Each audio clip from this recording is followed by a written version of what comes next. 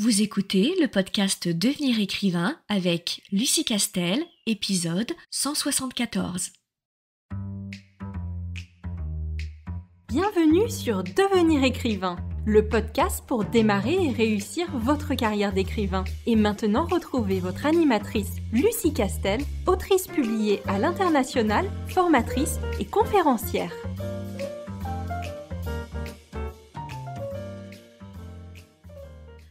Bonjour, je suis ravie de te retrouver pour un tout nouvel épisode de podcast consacré aujourd'hui à la grande question des réseaux sociaux lorsque on est auteur. Alors ça, c'est vraiment une question fondamentale et qui ne va pas cesser de se poser, et très clairement, vu la place qu'occupent les réseaux sociaux et du fait que toutes les années, régulièrement, ça évolue, les tendances changent et puis forcément à un moment ou un autre, on a un nouveau réseau social qui émerge. Bref, ce n'est pas prêt de s'arrêter à mon avis. Donc la question qu'on me pose souvent en tant qu'auteur, c'est est-ce que c'est obligatoire d'être présent sur les réseaux sociaux ? La réponse que je peux te donner, c'est ça dépend. Ça dépend en fait. Alors je sais que c'est compliqué quand on démarre une réponse par ça dépend, parce que du coup on a l'air de dire oui bah voilà, on va pas avoir de réponse, mais je vais plutôt te livrer le fond de ma pensée et les problématiques. Je vais soulever les problématiques et ça te permettra de t'orienter, j'imagine, dans toutes ces problématiques et puis de te positionner surtout, parce que c'est ça qui est important pour toi, c'est à un moment de te demander ce que tu veux faire, quel est ton objectif et ce que tu n'es pas du tout prêt ou prête à faire. Pour ce qui est de l'obligation de se trouver sur les réseaux sociaux, la question qu'on peut se poser, c'est qu'est-ce que tu attends des réseaux sociaux ? Parce que la pire des choses à faire, c'est se forcer à aller sur un réseau social ou sur des réseaux sociaux sans trop savoir pourquoi. Et la question qu'on se pose toujours avec les réseaux sociaux, c'est qu'est-ce que tu veux obtenir d'eux en fait ? Est-ce que tu veux être présent sur les réseaux sociaux parce que tu veux te créer une communauté et tu espères bien que cette communauté va se transformer en lecteurs qui vont du coup acheter de plus en plus ton roman et donc du coup tu vas vendre plus et c'est une manière de monétiser ta communauté? Ou est-ce que tu envisages les réseaux sociaux simplement parce que tu penses que c'est important en tant qu'auteur et personnalité publique d'être présent sur les réseaux sociaux, ne serait-ce que pour être tagué lorsque on lit ton livre, qu'on donne des avis, etc., etc. Et puis il y a la troisième option, c'est que tu as l'intime conviction que si t'es pas sur les réseaux sociaux, il te manque quelque chose, mais tu sais pas exactement ce que tu ferais bien sur ces réseaux sociaux. Alors pour répondre à la question de est-ce que c'est obligatoire ou pas d'être sur les réseaux sociaux et comment on est sur les réseaux sociaux, il faut déjà que tu te poses la question en amont et qu'est-ce que tu veux exploiter de ces réseaux sociaux. Et si tu ne sais pas quoi faire exactement sur ces réseaux sociaux, tu n'as aucun intérêt à être sur les réseaux sociaux. Ce ne sont pas les réseaux sociaux qui font les carrières d'auteur. J'insiste et je le dis encore, voilà. Ce qui va faire ta carrière d'auteur, c'est d'écrire un maximum de livres, signer avec un maximum d'éditeurs et être à l'écoute de ton lectorat, être à l'écoute de tes éditeurs et petit à petit augmenter, j'allais dire l'envergure de la maison d'édition auprès duquel tu vas signer pour augmenter ton nombre de tirages, tes opportunités, etc., etc. et que tu sois de plus en plus connu, non pas sur les réseaux sociaux pour le coup, mais que tu sois de plus en plus connu dans le monde du livre. C'est ça qui fait la carrière d'un auteur, c'est certainement pas la présence sur les réseaux sociaux. Donc si tu ne sais pas quoi exactement faire sur les réseaux sociaux, ne te lance pas dans les réseaux sociaux, ça n'a aucun intérêt. Tu ne vas pas passer à côté de quelque chose qui changerait ou bouleverserait radicalement ta carrière.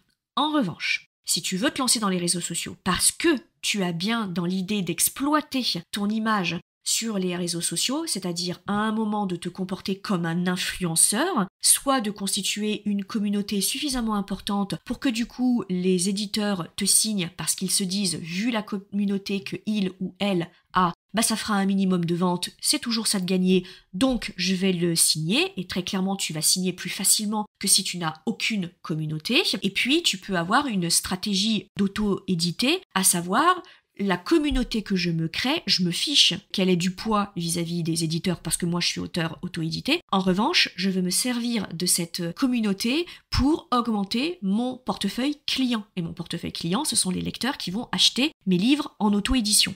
Si tu poursuis ces deux objectifs, effectivement, là, il faut que tu sois présent ou présente sur les réseaux sociaux, c'est certain. Alors, quoi faire, puisque maintenant on a vu que tu poursuivais un objectif bien précis, soit de te comporter comme un influenceur et du coup d'avoir du poids vis-à-vis de l'éditeur, soit de te comporter comme un vendeur et d'augmenter ton portefeuille client sur les réseaux sociaux, ça te permet de te dire, voilà ce que je veux faire sur les réseaux sociaux. Il y a 2 grandes façons de traiter les réseaux sociaux quand on s'y trouve. La première, c'est juste que tu sais pas trop ce que tu ferais de ta communauté ni rien, mais à la limite tu t'en fous. Toi, ce qui t'éclate, c'est de faire des reels et c'est de faire des petites vidéos parce que ça t'amuse d'utiliser les réseaux sociaux. Tu aimes ça en fait. Tu aimes les consommer et tu aimes produire des choses dessus. Mais tu te fiches royalement d'exploiter ou de monétiser la communauté que tu vas avoir éventuellement et tu te fiches bien d'en avoir une de communauté. Toi, ce que tu aimes, c'est poster tes petites photos, raconter des conneries en story de ta vie quotidienne et tu réfléchis pas une seconde à ce que tu postes et tu te fiches un peu d'avoir 5000 followers ou d'en avoir 25 000 ou 150 000, c'est pas ton objectif. Dans ces cas-là, évidemment, les conseils que je vais donner après ne te concernent pas. Fais bien ce que tu veux, tu postes quand tu veux, à l'intervalle que tu veux, tu mets bien ce que tu veux à l'intérieur, puisque ton but, c'est pas du tout d'exploiter la puissance de la communauté que tu pourrais avoir, donc juste éclate-toi, et t'avais envie d'être sur les réseaux sociaux, sois sur les réseaux sociaux. En revanche, si tu poursuis le double objectif, soit d'être un influenceur et du coup de pouvoir signer plus facilement avec des maisons d'édition qui verront derrière ta communauté au moins un pourcentage assez important de lecteurs qui, par amour, dès que tu annonceras la sortie de ton livre, achèteront ton livre, soit parce que tu es un auteur auto-édité et que du coup tu veux te servir de ta communauté comme un portefeuille client que tu vas régulièrement augmenter pour augmenter tes ventes. À ce moment-là, eh bien, il va falloir que tu stratégises ton contenu. Il va pas falloir juste que tu dises voilà, moi je sors tout ce qui me passe par la tête, je réfléchis pas, je fais juste ce qui me fait plaisir, je reposte ce qui me fait plaisir, j'ai pas du tout de stratégie, je m'en fiche un peu parce que moi je veux rien faire de ma communauté. Donc là, tu vas être obligé de réfléchir au contenu. Alors la question que tout le monde me pose, c'est ok, d'accord, mais quand on est un auteur, qu'est-ce qu'on peut faire comme type de contenu? On n'est pas influenceur beauté, influenceuse beauté, on n'est pas influenceur ou influenceuse mode. Là, on comprend plus facilement quelle est la niche et on voit à peu près plus facilement ce qu'on peut poster. Mais en tant qu'auteur, sachant qu'il n'y a rien de moins glamour qu'un fichier Word, qu'est-ce qu'on montre? Alors quand on est auteur, il y a essentiellement 3 types de contenus que tu peux proposer à ta communauté et avec lequel tu vas pouvoir jouer. T'es pas obligé de te limiter à un seul type de contenu, tu peux mixer tout simplement. Le premier contenu que tu peux proposer, c'est un contenu autour du métier d'auteur. C'est-à-dire, en gros, tu proposes à ta communauté de partager des moments de ton métier d'auteur depuis ses tout débuts, parce que tu peux commencer ta communauté sans avoir encore publié, et simplement tu proposes à ta communauté de suivre ton chemin d'auteur qui n'a pas encore signé sur le chemin de la signature, et tu partages avec ta communauté la façon dont tu travailles, tes heures d'écriture, tes premiers envois de manuscrits à telle maison d'édition, tes premiers retours des maisons d'édition, alors positifs ou négatifs, tes galères d'auteur, qu'est-ce que tu aimes dans ton métier, qu'est-ce que tu n'aimes pas dans ton métier. Voilà, c'est vraiment suis mon voyage pour devenir auteur professionnel et bien après, quand je serai auteur professionnel. C'est par exemple le cas, et ça a été le parti pris de Margot de Seine, qui a fait ce choix-là et qui a commencé à constituer sa communauté bien avant qu'elle puisse signer avec un éditeur et évidemment, elle a été dans le cas. Outre le fait que son livre est très bon, c'est une ancienne de l'ICAR, donc on connaît très bien le travail de Margot de Seine. Outre le fait qu'évidemment son bouquin est bon, et ça ne marcherait pas si le bouquin était mauvais, mais elle s'est évidemment servie de la communauté qu'elle avait comme un argument supplémentaire lorsqu'elle a signé chez Big Bang, la filière de Brajlon, et Brajlon, et à travers Big Bang, n'aurait certainement pas mis autant d'argent sur son lancement si elle avait été une complète inconnue et qu'elle n'avait eu aucune communauté. Évidemment que ça a un peu joué, c'est certain. Donc par exemple Margot de Seine que tu peux suivre. Tu as un autre type de contenu en tant qu'auteur qui est le contenu conseil écriture. Alors le conseil d'écriture, c'est je me positionne en auteur, quand bien même j'ai signé ou pas signé, mais je considère que le fait de m'intéresser à l'écriture, aux techniques d'écriture, d'avoir déjà écrit plusieurs manuscrits, peu importe qu'ils soient publiés ou pas, j'en sais déjà plus que ceux qui ne se sont encore pas du tout lancés dans le métier d'auteur et l'écriture, et donc je partage mes conseils d'écriture qui ont été le plus efficaces pour moi, par exemple comment réussir un personnage, comment réussir le mage noir, comment bien démarrer un roman, comment bien le terminer, enfin voilà, tous les conseils d'écriture. Alors, en exemple, évidemment, on peut citer l'Instagram de l'ICAR, parce que l'ICAR, c'est son fonds de commerce, nous sommes un organisme de formation à destination des auteurs qui veulent se professionnaliser, donc évidemment que notre Instagram, il est orienté autour de l'aide, du soutien des auteurs, on les fait un peu rire, on plaisante sur le métier, on donne des petits conseils, mais voilà, ça reste lié au métier d'auteur et à ce qui se cache derrière le métier d'auteur. Et puis tu as un troisième type de contenu qui est partager mon univers. Ça marche très très bien sur les auteurs de fantasy notamment qui ont des univers très très riches et l'idée étant de faire rentrer tes followers dans ton univers très singulier, très spécifique et de partager avec lui des dessins, des croquis, des sources d'inspiration, etc., etc. Évidemment que tu peux mixer ces trois types de contenus, bien sûr, il n'a jamais été dit que tu devais t'arrêter à un seul type de contenu. Tu fais celui avec lequel tu as le plus d'affinité et évidemment de facilité. Pour ce qui est des réseaux sociaux, on va pas se mentir, si tu veux que ça fonctionne, il faut de la régularité.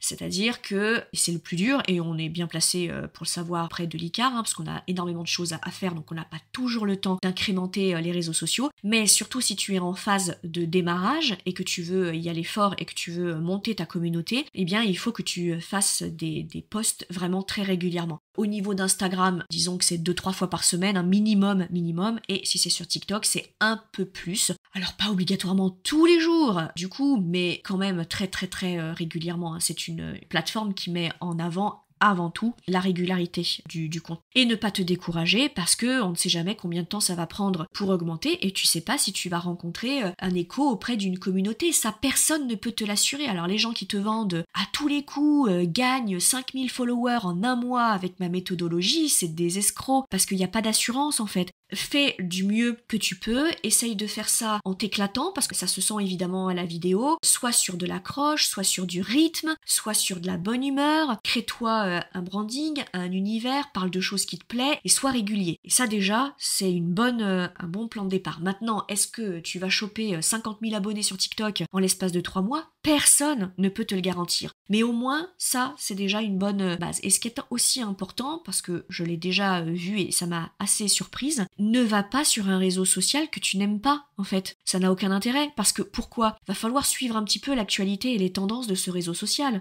Donc, si tu ne t'y intéresses pas, ne poste pas sur ce réseau social. Si tu n'aimes pas TikTok, ne va pas sur TikTok. Pour dire, il faut absolument que je sois sur TikTok parce que c'est le nouveau réseau social de tendance, c'est quand même là que ça se passe, c'est là qu'il y a le plus d'interactions, etc., etc. Si tu n'aimes pas TikTok, tu n'as rien à faire sur TikTok. Si tu n'aimes pas Instagram, ne va pas sur Instagram. Va sur le réseau social que tu consommes, en fait, et que tu maîtrises. C'est vraiment important. Donc si tu aimes Twitter, reste sur Twitter. Si tu aimes Instagram, reste sur Instagram. Et si tu aimes TikTok, reste sur TikTok. Alors la question aussi qu'on me pose assez souvent, c'est est-ce qu'il faut faire plus de réseaux sociaux?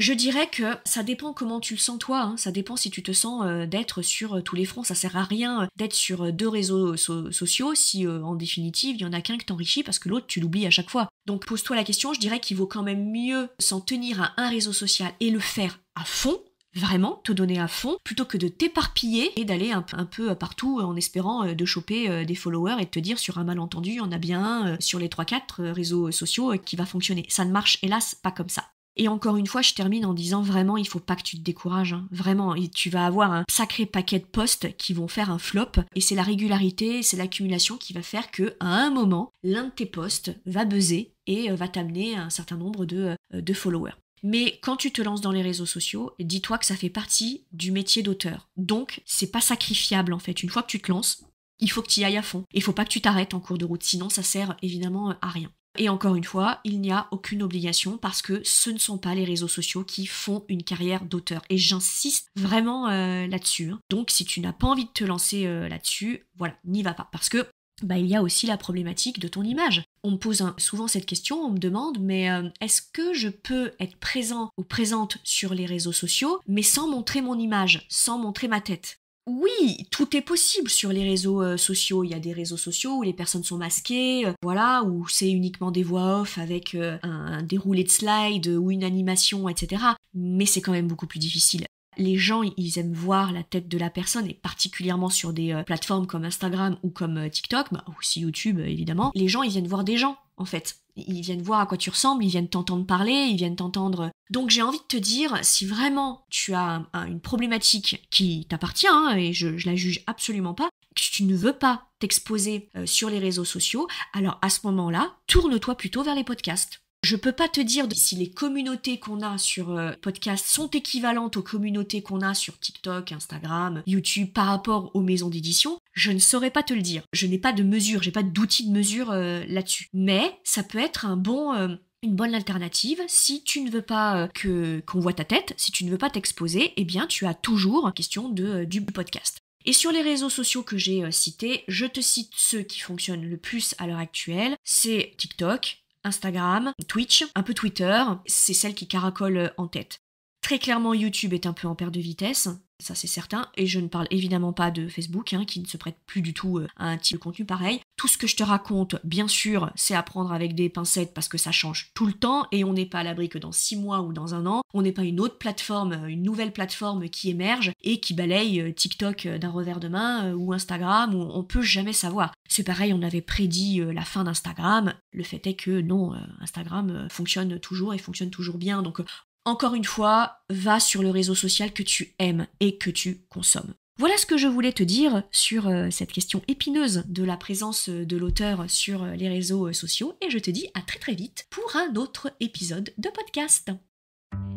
Si tu veux apprendre à écrire un roman de qualité professionnelle et séduire les éditeurs, si tu veux qu'une équipe complète de professionnels t'accompagne dans ce projet, tu dois rejoindre Devenir écrivain, projet best-seller.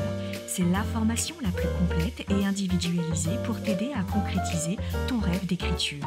Inscris-toi sur licar.fr/formation, licares.fr/formation pour avoir toutes les informations.